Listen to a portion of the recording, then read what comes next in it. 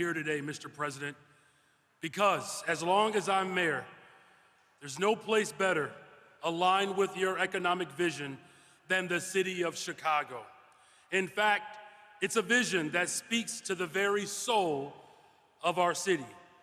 As evidence, just look at all of my union siblings that are here today before you, Mr. President. And so I want to give a special shout out to the labor movement, because as you all know, Chicago is the union town. So much so that they elected one of their own to represent the entire city of Chicago, a card-carrying CFL member, CTU Local 1.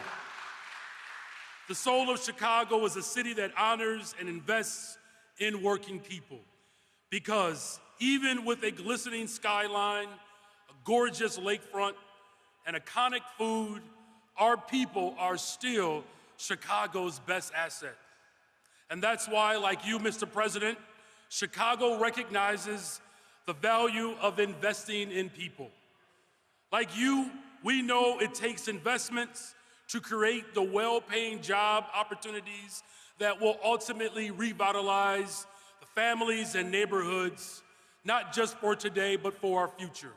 We know that the new manufacturing jobs and high-growth industries will create pathways to the middle class and build our nation's infrastructure. Like you, Mr. President, we know that new investments in universal high-speed broadband will unlock the potential of every single community, especially our young people and our students. Now, many of you know that I'm a former middle school teacher. I taught 7th and 8th grade, mostly because I know no matter what I do, I get to go to heaven for free. But as a middle school teacher in Chicago, I've seen the effects of neighborhoods being disinvested in. And I know what it's like to have students who lack the access or resources that are needed to succeed. And that is why my administration is committed to working alongside of you, Mr. President, in making sure that we are doing the greatest act of all, and that's loving our people enough to invest in our people.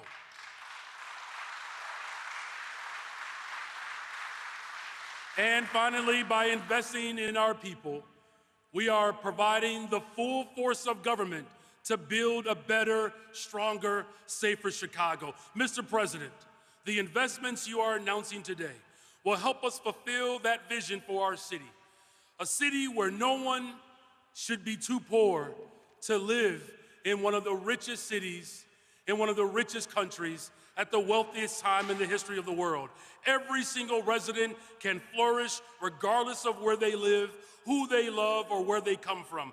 And that's what makes the city of Chicago the greatest city in the United States of America. I look forward to working with you to continue transforming our economy in accordance with our vision of justice and opportunity for all. So thank you again, President Biden, for hanging out in the city of Chicago today. Your leadership is certainly well received here, and thank you for your leadership for this great nation. God bless the city of Chicago. God bless the United States of America. Thank you.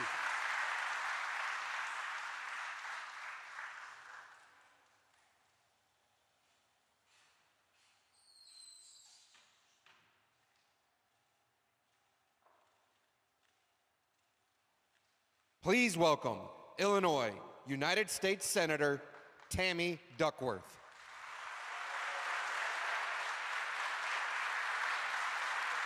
Well, hello, everyone. I just watched the president arrive in a Black Hawk helicopter, so I'm super happy right now. I'm going to try to keep this brief because I know we're all eager to hear from the president himself. But just let me start off by saying, finally.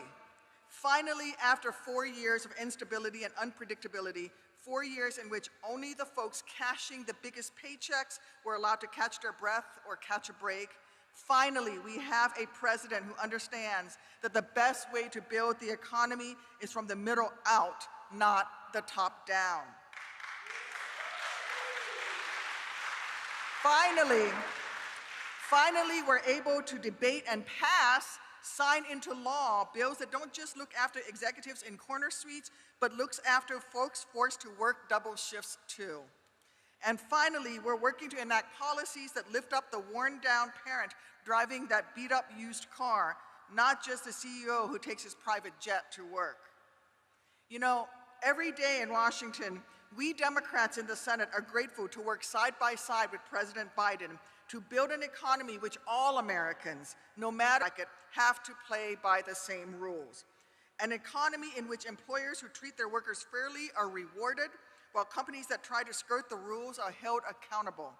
An economy that both rights the wrongs of the past and prepares us for a fast-moving future. An economy that prioritizes investments in the areas the country have been left behind for far too long. It's clear that the down payments that previous generations in this country have paid dividends for all of us here today. With every bridge that they fortified and every telephone line hung, they made our countries physically and figuratively stronger. But by the time President Biden came into office, the once smooth roads that connect our country had become dilapidated. The once cutting-edge grid lines that are supposed to power our nation has become outdated. So it falls on us here now to renew those kinds of investments that past generations began. Because the gains that we would get wouldn't just mean less bumpy drives down the interstate for those of us who commute in. Further investment in our infrastructure would better connect every pocket of our country.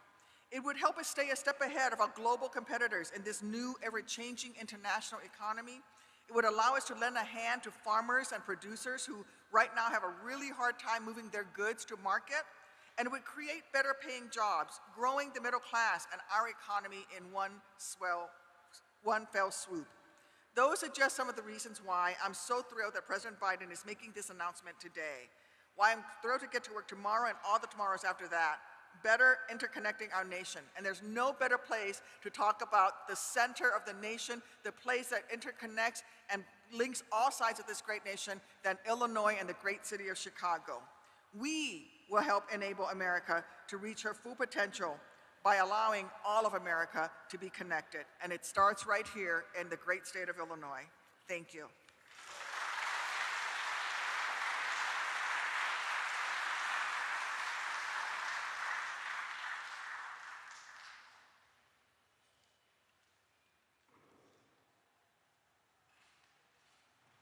Please welcome Representative Danny Davis of Illinois, 7th Congressional District.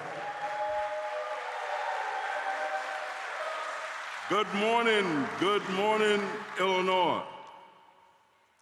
And I want to thank you, Mr. President, for once again having the opportunity to welcome you to the greatest state in the United States of America, led by an outstanding governor, Governor J.B. Pritzker, with the great county government led by Tony Frecknell, and of course a new mayor who has brought hope, new energy, new vision, and new potential to the city. Mayor Brandon Johnson. I had a hard time getting here this morning because I had to change directions 5 times because everywhere I went, streets were being paved with the new infrastructure money that you brought to Chicago. But I really want to tell you I love your bottoms-up approach to community redevelopment. I love the idea, Mr. President, that you've raised the earned income tax credit for the lowest income people in our community. The child tax credits have reduced child poverty by 50%. That in and of itself is enough to get one re-elected. But I want to thank you for the comprehensiveness of your view. You have given America not only new hope, but you've fought back all of the opportunities that those on the other side have tried to cut Social Security, can you imagine? tried to cut the Affordable Care Act. Unbelievable. Tried to take away the gains that we've made. So you've done exceptionally well, Mr. President, but we ain't through yet. We need you for 4 more years. 4 more years. 4 more years for President Joe Biden.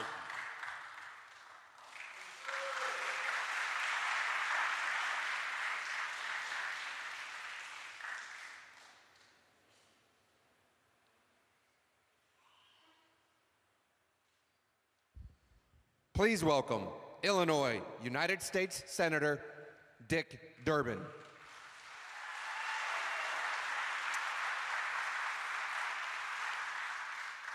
Every politician in Illinois says a little prayer that they never have to follow Danny K. Davis. My prayer is usually answered, but not this morning. It's an honor to be here and to welcome President Biden back to Chicago. But it's not a new trip for him. He's been here many times. He knows Chicago is a city that has a can-do attitude, full of hardworking people and families, and today, with his leadership, Chicago and Illinois are definitely moving ahead. We're renovating and expanding terminals at O'Hare, replacing 100-year-old bridges along the Metro route, rebuilding locks and dams along the Mississippi and Illinois rivers so that Illinois farmers and businesses can compete. And Monday, this last Monday, I was with Governor Pritzker and the members of the Illinois congressional delegation at Union Station. We launched a new 100-mile-an-hour plus Amtrak train connecting Chicago and St. Louis.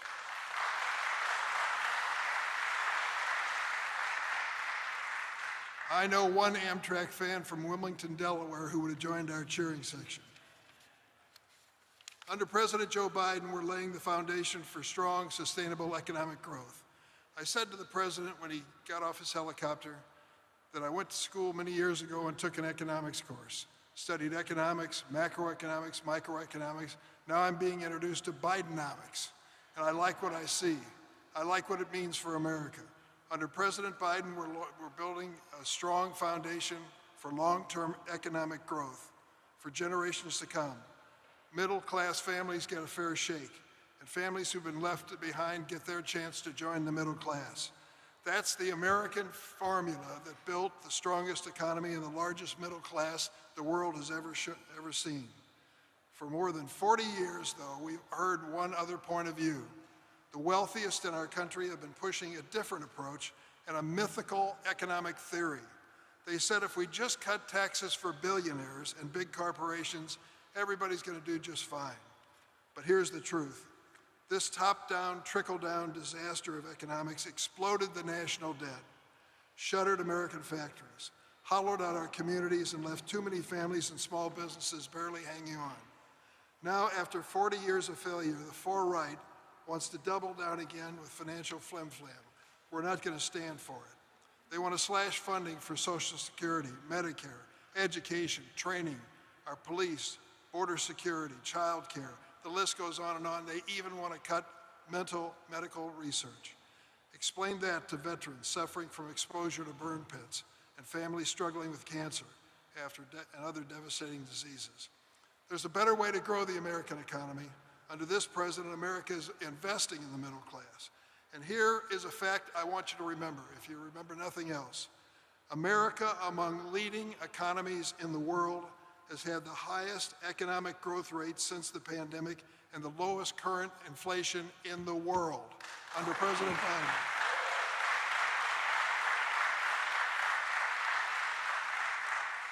With a record-breaking 13 million new jobs created under this president, including more than 440,000 in Illinois, factories are reopening, middle-class wages are going up.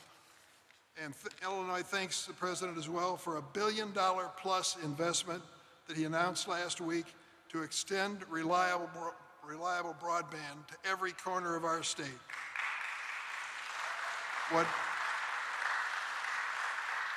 What Franklin Roosevelt brought to America with electricity, this president is bringing with affordable, quality broadband for businesses, families, and students.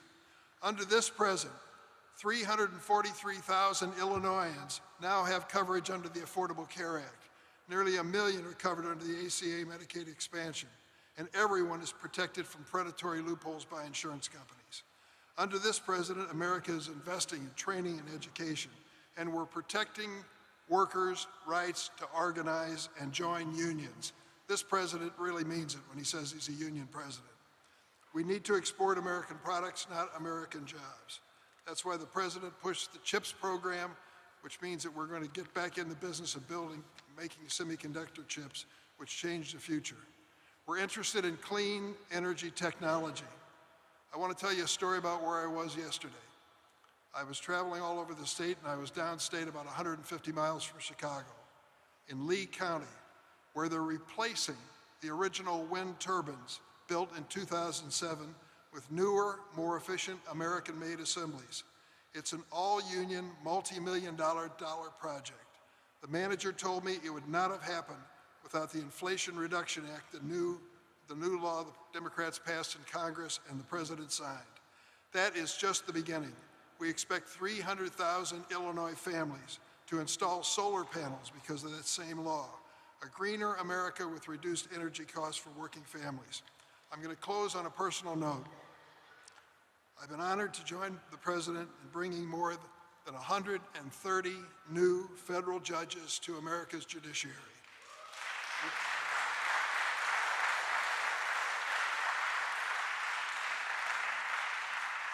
He made this commitment, and the Senate Judiciary Committee heard the call, and we, as I said, have approved more than 130 judges, and we're not done yet. We want women and men who will bring balance to our courts and reflect the true diversity of our nation.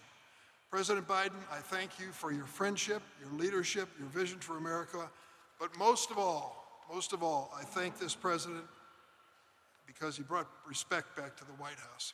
Thank you so much.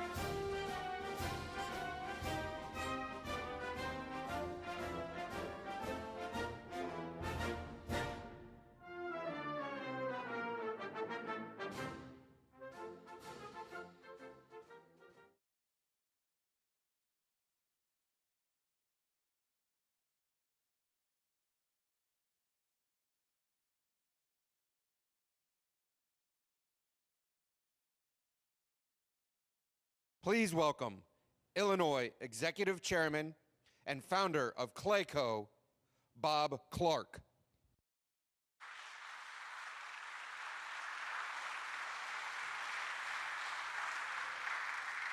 Wow.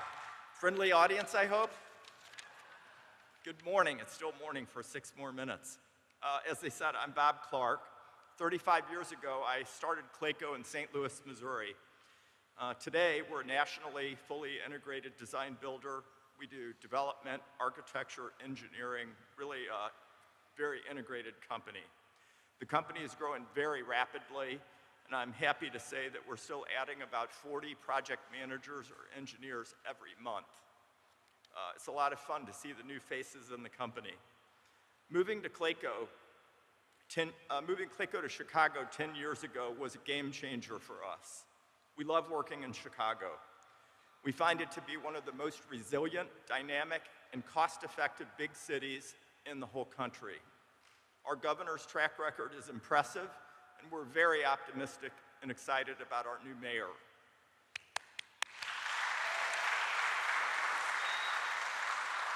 So it's been a tough few years with the pandemic, but we're seeing good signs.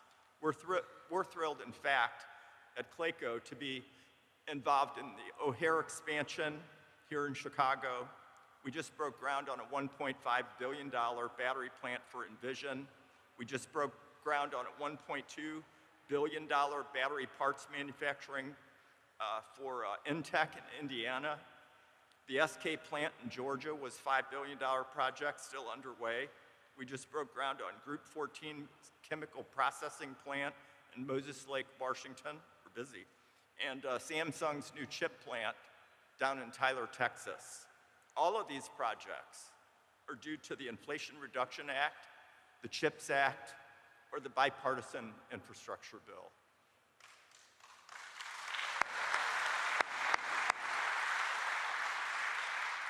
It's the new term, Bidenomics, and I'm buying into it. Investing in our workers, our communities, and the whole country.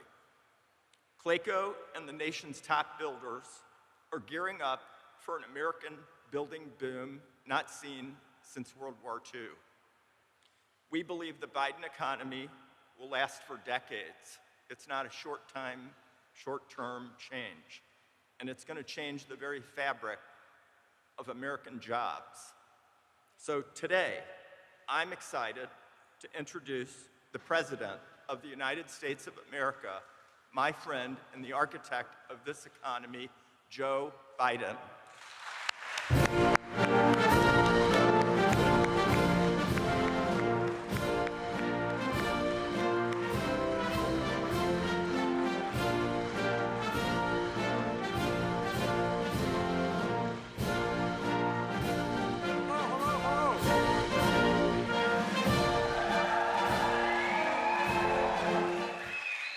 Thank you all very much. And Bob, thank you for that introduction. Bob's been helping me for a long time. I guess he doesn't know any better.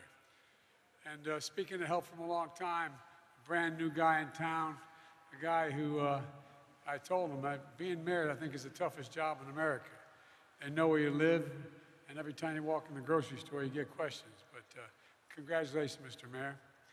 And I think that you've been doing a good job. Mayor Brandon Johnson. Look, there's a guy that helped me more than, I can say this without equivocation, helped me more than anybody in America get elected last time. A single person, your governor. He stepped up, he raised money, he raised support. Governor, you're the best. Thank you for being such a good friend. No, I really mean it. And I like hanging around with heroines like Tammy Duckworth. Tammy, God love you, you're the best too, I tell you. But you know what? My good friend Dick Durbin, and he is a good friend, we've worked together a long, long time in the United States Senate. He's the single most effective senator in getting things done. That's not a joke. It's not just Judiciary Committee. He's made sure that we got more judges appointed. We've appointed more African-American women to the federal bench than every other president combined. And he got the first and brightest, Justice Ketanji Brown. I said I was going to put a black woman on the court, and he put her on the court for me. He put her on the court for me. Dick, you really are the best man. And by the way, when I have questions about just about anything at all beyond the Judiciary Committee, I still call him anyway for his advice. So thank you. And Representative Danny Davis. Danny, you've been a good friend for a long time. He's always there. And to all the elected officials, member of Congress, elected officials here today, thank you. Thank you for the welcome, and welcome me to Chicago. You know, first quarter of the 20th century, the poet Carl Sandburg described Chicago as a city of big shoulders. A city of big shoulders. He was describing the big shoulders of a working class American town who were building this city. At the same time, building the middle class. I'm here in Chicago today for the first quarter of the 21st century to talk about the economic vision for this country. The economy that grows the economy from the middle out and the bottom up instead of just the top down. When that happens, everybody does well. The wealthy still do it, everybody does well. The poor have a ladder up, and the wealthy still do well. We all do well. This vision is a fundamental break from the economic theory that has failed America's middle class for decades now. It's called trickle-down economics, fundamental economics, trickle down. The idea was, it's belief that we should cut taxes for the wealthy and big corporations. And I know something about big corporations. There's more corporations in Delaware Incorporated than every other state in the union combined. I want them to do well, but I'm tired of waiting for the trickle down. It doesn't come very quickly. Not much trickle down at my dad's kitchen table growing up. And it's a belief that we should shrink public investment in infrastructure and public education, shrink it. That we should let good jobs get shipped overseas, and we actually have a tax policy that encourages them to go overseas to save money. We should let big corporations amass more power while making it harder to join a union. I meant what I said when I said I'm going to be the most pro-union president in American history, and I make no apologies for it.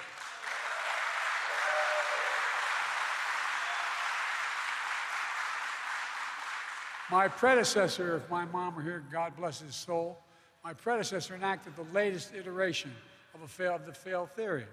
Tax cuts for the wealthy.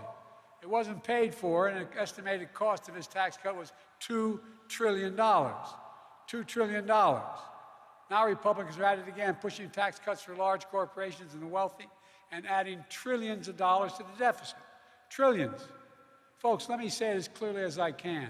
The trickle-down approach failed the middle class. It failed America. It blew up the deficit. It increased inequity, and it weakened our infrastructure. It stripped the dignity, pride, and hope out of communities, one after another, particularly through the Midwest, Western Pennsylvania, heading west. People working as hard as ever couldn't get ahead because it's harder to buy a home, pay for college education, start a business, retire with dignity. The first time in a generation, the path of the middle class seemed out of reach. And I don't think it's hyperbole. I think it's a fact, no matter whether you're a Democrat, Republican, or Independent. I knew we couldn't go back to the same failed policies when I ran. So I came into office determined to change the economic direction of this country, to move from trickle-down economics to what everyone on Wall Street Journal and Financial Times began to call Bidenomics. I didn't come up with the name. I really didn't. I now claim it, but they're the ones that used it first. I got asked by a press person this morning, getting on a helicopter in Washington, why, when I asked you about Bidenomics a long time ago, you said you didn't know what it was. I said, I didn't name it Bidenomics. I didn't realize the Economist and the Wall Street Journal did. But I think it's a plan that I'm happy to call Bidenomics. And guess what? Bidenomics is working. When I took office, the pandemic was raging and our economy was reeling. Supply chains were broken, millions of people unemployed, hundreds of thousands of small businesses on the verge of closing after so many had already closed. Literally hundreds of thousands on the verge of closing. Today, the U.S. has the highest economic growth rate leading the world economies since the pandemic, the highest in the world. As Dick said, with his help, we created 13.4 million new jobs. More jobs in 2 years than any president has ever made in 4 and 2. And folks, it's no accident. That's Bidenomics in action. Bidenomics is about building an economy from the middle out and the bottom up, not the top down. And there are 3 fundamental changes that we decided to make with the help of the Congress. We've been able to do it. First, making smart investments in America. Second, educating and empowering American workers to grow the middle class. And third, promoting competition to lower costs to help small businesses. Here's what I mean by all this. Under trickle-down economics, it didn't matter whether you made things as long as you helped the company's bottom line. Even if that meant seeing jobs in industries go overseas for cheaper labor. Supply chains and key products moved overseas, like China and much of Asia. The entire towns and communities, from where I live all the way out here and through the Midwest, were shut down, hollowed out. I mean, literally hollowed out. All over the country, parents have to say to their, many of you, all elected officials, heard people tell you this, had to say to their children, honey, I lost my job. We can't live here anymore. We got to move. Trickle down also meant slashing public investment on things that helped drive long-term growth and helped America lead the world in innovation. We used to invest 2% of our gross domestic product in research and development. By the time I came to office, that was down to 0.7%. We used to be #1 in the world in research and development. That's what we're known for. Now we rank #9 in the world. China decades ago was #8 in the world. Now it's #2 in the world. And other nations are closing in fast. We used to have the best infrastructure in the world, roads, bridges, et cetera. But then we fell to rated 13th best investment in infrastructure. 2 to 13. How can you have the best economy in the world without the best infrastructure in the world? How do you get product from one place to another? I was out in Pittsburgh recently, the city of bridges. Bridges collapsing all over the nation. You've seen on television, railroad bridges collapsing. Bidenomics, we're turning this around. We're supporting targeted investments. We're strengthening America's economic security, our national security, our energy security, and our climate security. I designed and we signed a bipartisan infrastructure law. It's already announced, and I heard some of the speakers before touting some of it. It's already announced 35,000 projects across the country. Think of it this way. Nearly a century ago, Franklin Roosevelt's Rural Electrification Act, rural electrification, brought electricity to millions of Americans in rural America. 70 years ago, Dwight Eisenhower launched the Interstate Highway System, the largest infrastructure project to date in history. That's what the bipartisan infrastructure law does. It will be for our kids and grandkids, only bigger. Just last week, we announced our plan to bring affordable high-speed internet to end a decade of unaffordable and inaccessible internet to every home in America, every small business in America. And to no one's surprise,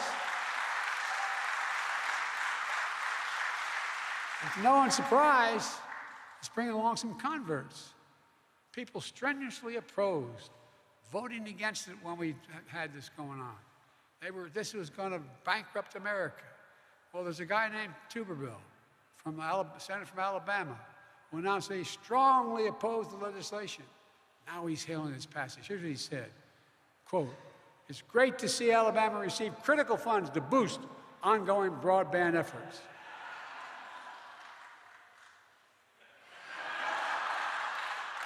We're replacing every single lead pipe in this country and putting our children's health back directly. 400,000 schools, 10 million homes. We're fixing crumbling bridges, upgrading our power grid, renovating our airports and ports.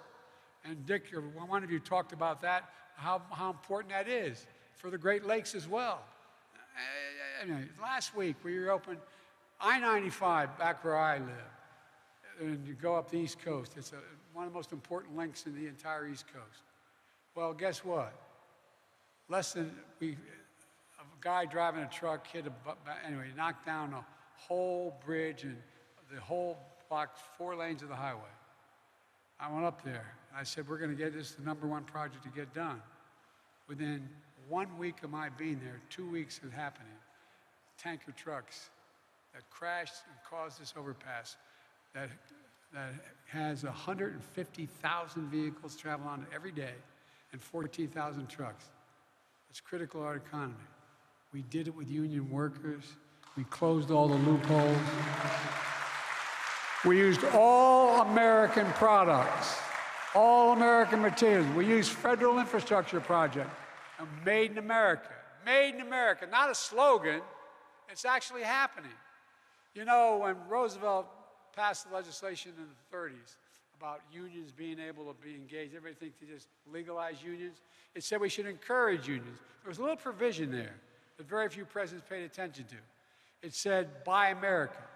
That meant that if a president was given money by the Congress to build, say, a new deck in an aircraft carrier, whatever it was, he or she was supposed to use 100% American labor and 100% American products. It hardly happened. We get exceptions down to 30%, et cetera. I changed all that. We're all now investing in key industries of the future, making targeted investments to promote domestic production of semiconductors, batteries, electric cars, clean energy. Under the trickle-down economic theory was that public investment would discourage private investment. Give me a break. We went to see a whole lot of major corporations said, are you more or less likely to invest if the government invests? Overwhelmingly. They had it backwards. They said, no, we're more likely to invest if the government invests. Public investment declined here at home. Industries that we invented started to move overseas, like semiconductors. I want to remind you, America invented these chips. Small computer chips the size of the tip of your finger that affect nearly everything in your life. From whether your cell phone functions, your automobiles can be built, refrigerators work, it goes on, into sophisticated weapon systems. It's all in that little, without that computer chip, we got a real problem. But over time, we went from producing 40% of those world chips down to 10%. Not anymore. Biden economics means industries of the future are going to grow right here at home. At home. I mean it. Not a joke. Under Bidenomics, we've already had over $490 billion in private investment commitments.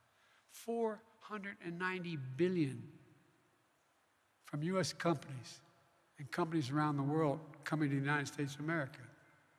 Working with our global partners, Americans' investments in clean energy technology are going to reduce carbon emissions, continue to lower the cost of wind. You talked about the wind farms you're talking about.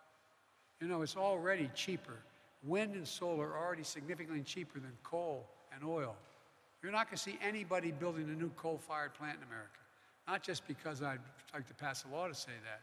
It's too expensive. It doesn't work anymore. Solar power is not just here, but around the world. And we used to be the center of building these solar panels. We're coming back and doing it again. America's going to lead again.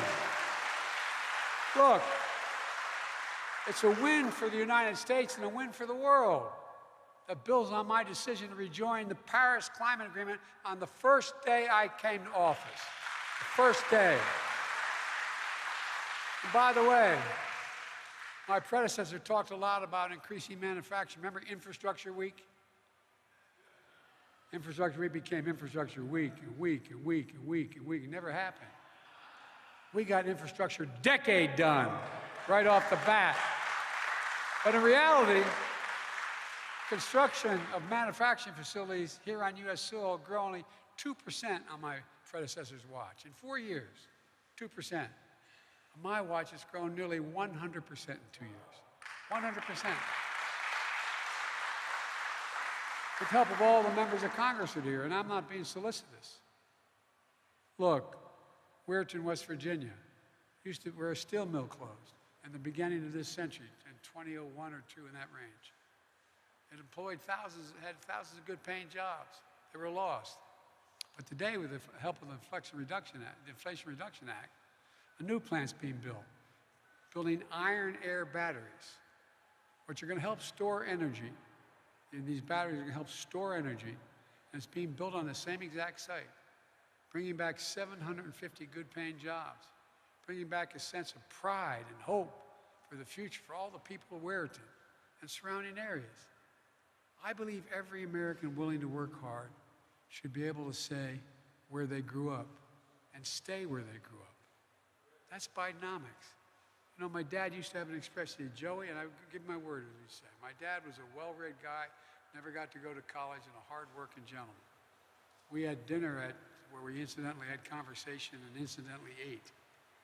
My dad used to say, remember, a job's about a lot more than a paycheck. And I mean this, I give my word. He would say, a job's about a lot more than a paycheck, Joey. It's about your dignity. It's about pride.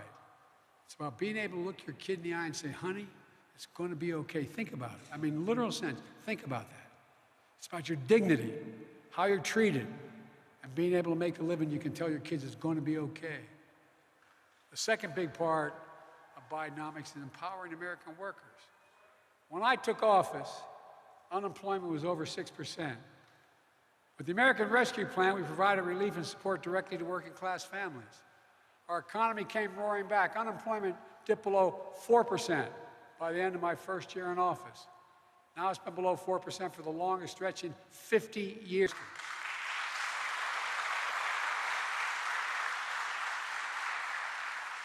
And I must admit I concentrated on it, but we've seen with the help of Jesse Jackson's legacy and a lot of other people here, we've seen record low unemployment for African Americans, record low unemployment for African Americans and Hispanic workers with disabilities.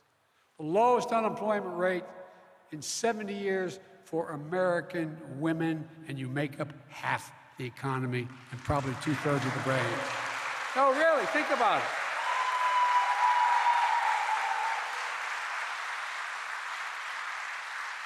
To pause for a second, when I was trying to get, name me a time when you thought any Democrat would get the endorsement within a week. Every single environmental group out there, the AFL-CIO, the women's groups. I mean, here's the deal. When I sat with the AFL-CIO, when I sat with the IBW, starting when I ran last time, I said, here's the deal, though. I'm going to be the most pro-American, most pro-union president in history, but you've got to employ more women, you've got to attract more African Americans, and you've got to attract more minorities. They have. They're going around. It's beginning to change. In every industry. Anyway, I go to these sites where they're trained. And by the way, the other thing I've told labor guys, you got to brag a little bit more about what you do. You realize to get a license to be an electrician in this town or any other, you got to essentially go to 4 years of college. You have to go through an apprenticeship that takes you 4 years to 5, depending, or you can't get a job. You get paid a little bit, but you can't get your license to be an electrician, a labor electrician, until that happens. Look, pay for low-wage workers has grown at the fastest pace in over 2 decades. Full employment means workers, especially low-wage workers, having more bargaining power to demand good pay, to secure good jobs. And this is a thing that isn't consistent with whether people think that we're moving in the right direction. Job satisfaction, based on every poll, is at a 36-year high. More people are satisfied with their jobs than any time in 36 years. And the shame of working-age Americans in the workforce, the share of them, is the highest it's been in 20 years. Remember what they were saying? Biden policy isn't working. He's just paying people not to work, people on the sidelines. Well, guess what? Every single day in 4 years before I took office, you may remember, I took a lot of criticism in my presidency. Republicans charged me we're encouraging people to stay home, not work. Well, they were wrong. The evidence is clear. Americans are back to work who've been on the sidelines, and they want to come back. And we're going to continue this progress and make sure every American has the training and education to participate in this new economy. We've increased Pell Grants made landmark investments in historic black universities. We've invested more in registered apprenticeships and centered a career technology education program than any previous administration in American history. Because of this new economy, we don't need everyone to have a four-year degree. It's great if you can get one. We're trying to make it easier for you to get one. But you don't need it to get a good paying job anymore. Think of this. How many of you remember going back to high school and they had shop class? And they had classes where people could learn if they were interested in working with their hands. They don't have them very much anymore, anywhere around the country. Well, my wife teaches at a community college, full-time still. She has an expression. She said, any country that outcompetes us, out-educates us, will outcompete us. We're not going to let that happen. That's why we're investing significantly in education. I'm determined to keep fighting for universal pre-K and free community college. We're also fighting to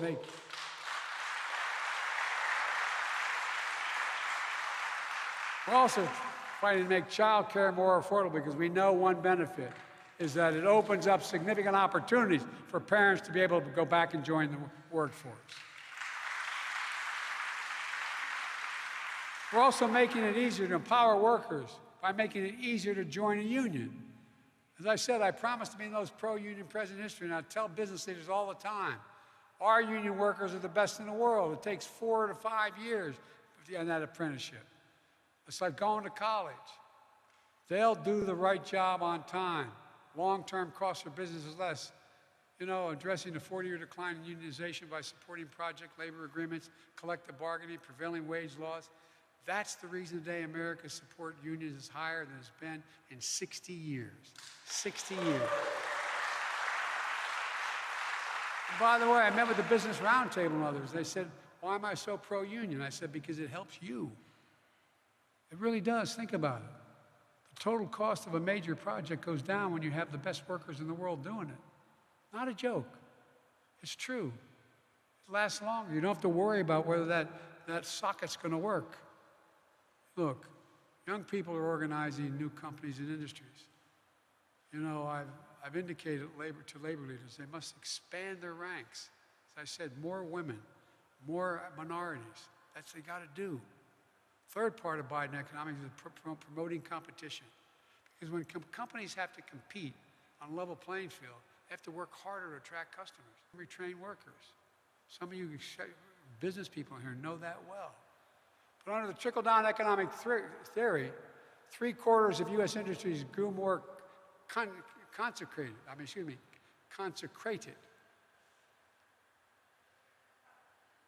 I'm thinking I didn't go to Mass.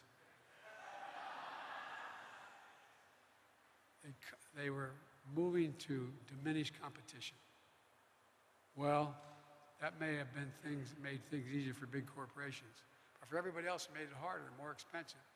It got harder for small businesses to compete.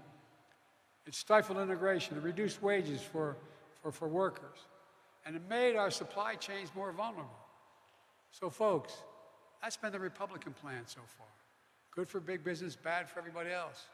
It's not even that good for big business anymore. When I came to office with a very different plan, a limited concentration of power at the expense of consumers. The cops are back in the beat enforcing antitrust laws. My administration is working to crack down on what we used to call non-compete agreements. We still call them that. These prevent 30 million Americans, from security guards to retail workers, from walking across the street to the same kind of business and getting a higher pay, getting $5 more a week or $10 more a week. Non-compete agreements? It's one thing to have non-compete agreements when you're dealing with trade secrets. It's another thing when you're doing the same thing of flipping a hamburger and you're going to get 5 cents more by walking across the street to a different place. We promoted, we're supporting small businesses. You know, Vice President Harris has prioritized providing support and capital for small business owners, including for rural minorities and women entrepreneurs, including through a brand new program that's already helping deliver billions of dollars in growth capital to small businesses in every state.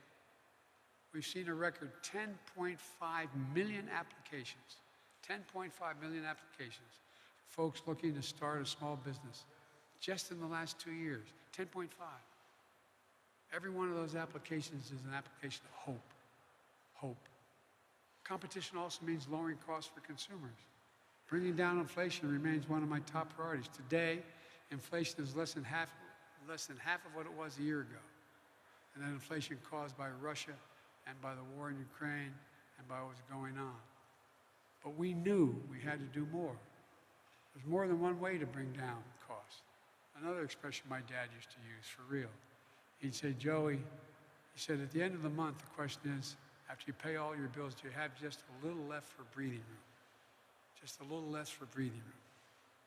All your bills paid. Do you have anything left? Well, inflation eats into that, obviously. But guess what? Bringing down the cost of medication goes a long way to giving you a little more. That's why, through the Inflation Reduction Act, we finally gave Medicare the power to negotiate lower prescription drug prices like the VA does now. We've been trying to get this done, Dick and I, for decades in the Senate. This time, we finally beat Big Pharma for the first time. You know,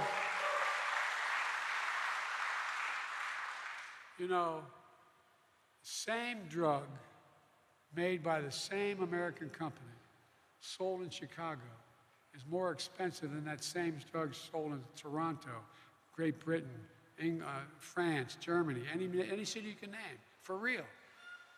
Now seniors on Medicare are paying as much as $400 less, who were paying $400 a month for insulin last year, are now paying $35 a month. Because guess what? You know how much it costs to make that insulin? 10, T-E-N dollars. Package it, maybe 12 total. And the guy who invented the insulin didn't even ask for a patent because he wanted everybody to have access to it. We're just finishing the first round of negotiating drug prices. And we'll save the taxpayers this year $160 billion. That's like a tax cut. Lowers the cost of prescription drugs and it lowers the federal deficit as well. We're expanding health care coverage for more Americans, building on Barack's Affordable Care Act. You know why we're doing that? I'm proud to strengthen that act, saving average families $800 a year on their health care premiums. We're also fighting to end junk fees. Most people don't think of it that way. Here's what a junk fee is. They can add up to hundreds of dollars a month for a family. Like that extra fee when you say, I want my child to sit next to me when I take him to see Grandpa on the West Coast. It's not listed now. They're listing it now. Hotel resort fees. You don't realize, you're not told they're going to be, you know that ad in television? Mine is $200, his is $180. Well, guess what? Or the one that bothers me the most is overdraft fees for banks. The banks made $7.7 billion a year on overdraft fees. You overdraft and check, you get a penalty. It's one of the leading bank presidents, God love him, he's passed away, but he had a yacht. The name of the yacht was Overdraft. Swear to God.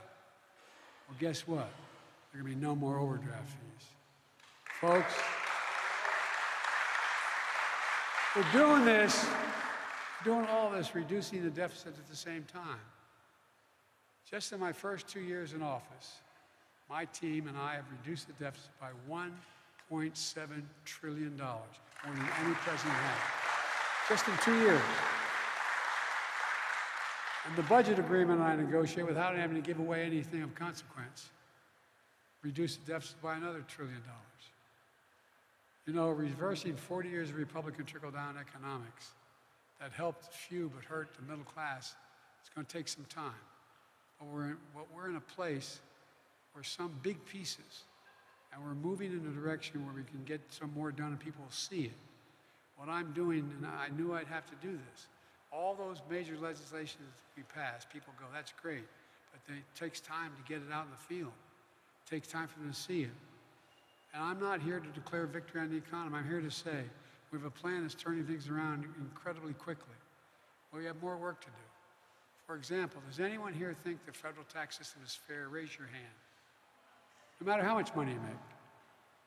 We're going to make it fair by eliminating loopholes for crypto traders, hedge fund managers, Big oil made $200 billion last year and got a $30,000 tax break, $30 billion tax break.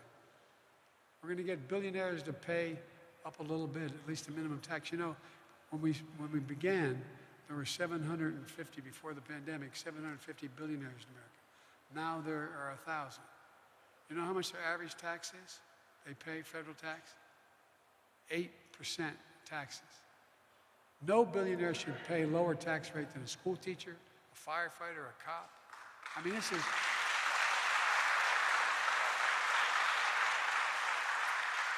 Well, I'm not talking about the old days of 70% tax. I'm talking about a fair shot. If they just paid the top tax rate that exists now, which is 130%, we'd raise billions and billions of dollars, lowering the deficit, allowing us to pay for so much more we have to do. That's the next phase of this fight, making the tax code fair for everyone, making the wealthy, the super wealthy, and big corporations begin to pay their fair share without raising taxes at all on the middle class.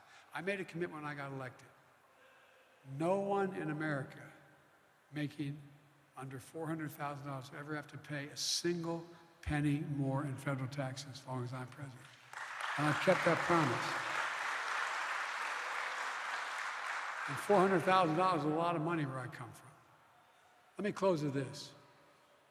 When I came to office, I had a fundamental decision to make.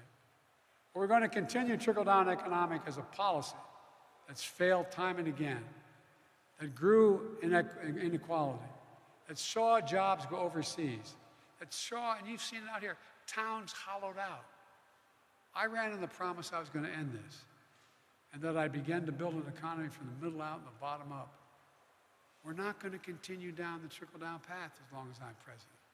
This is the moment we're finally going to make a break and move away from an economy that has existed in a fundamentally different direction.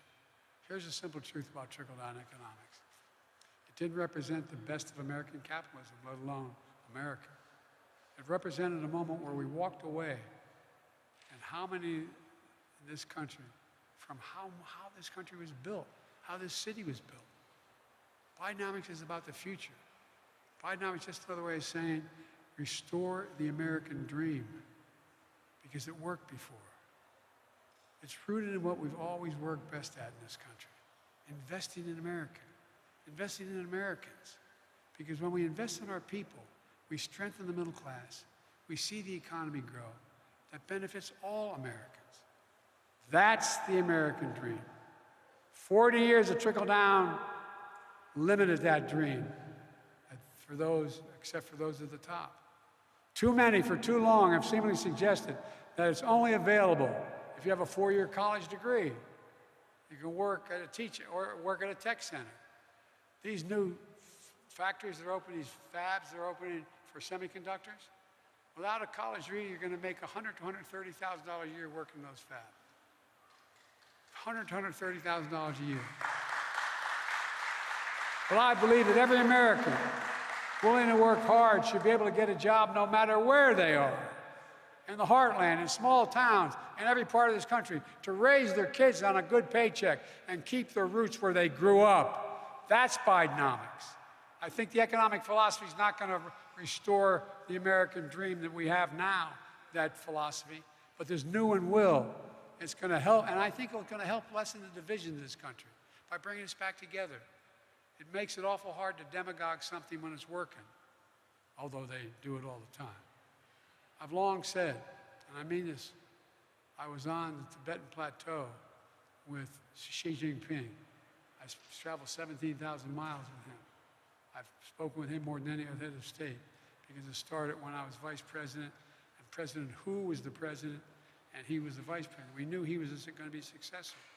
It was inappropriate for Barack to spend that time with him, but I spent a lot of time with him. I met alone with him, just he and I, and a simultaneous interpreter 68 times, 68 hours, 68 times, more than 68 hours.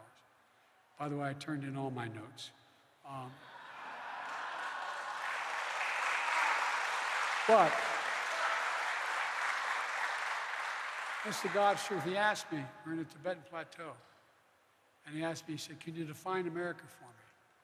I said, yes, in one word, and I meant it. Possibilities. Possibilities. We're a land of possibilities.